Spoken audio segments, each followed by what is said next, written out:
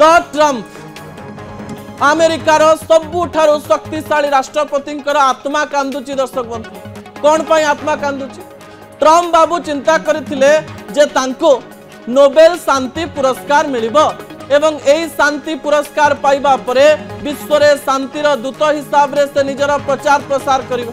गाँ रे गोटे कथा कहा जाए जे जहाँ आपण मागंती ताहा मिले नाही, काम करिबो भल तापरे मिलिबो फल। काम करिवे खराब और पाकिस्तान सहित मिसिकरी नोबेल पीस प्राइज को भिक्षुक भली भिकारी भली मागिबे तांको केमती मिलिबो। आजिर दिन को डोनाल्ड ट्रम्प अपेक्षा करी बसिथिले। से भाविथिले जे आजी तांको नोबेल पीस प्राइज दिया हबो, शांति दूत हिसाब रे विश्व रे तांकर ना प्रचार करा जिवो। किंतु ए कथा जेतेबेले सामना को आसिला जे तांको कोनोसी प्रकार शांति पुरस्कार दिया जाऊ नाही, मन को टिके बाधिथिबो निश्चय।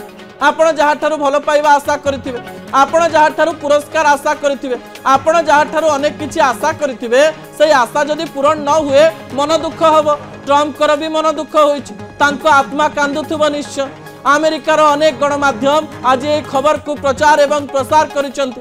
जेतेबेले नोबेल पीस प्राइज पुरस्कार वितरण कराजिबो बा ना घोषणा कराजिबो से कथा आसुथिला, सेतेबेले अमेरिकार गणमाध्यम गुडिक मध्य समय चलाउथिले जे पीस प्राइज घोषणा हबा को 5 मिनिट बाकी अछि, 2 मिनिट बाकी अछि, 3 मिनिट बाकी अछि। ट्रम्प कर किछि अंधभक्त भाबुथिले जे तांकु शांति पुरस्कार मिलिबा दरकार, किंतु अमेरिकार अधिकांश लोक चिंता करुथिले जे डोनाल्ड ट्रम्प को केबे हेले भी शांति पुरस्कार मिलिबो नाही।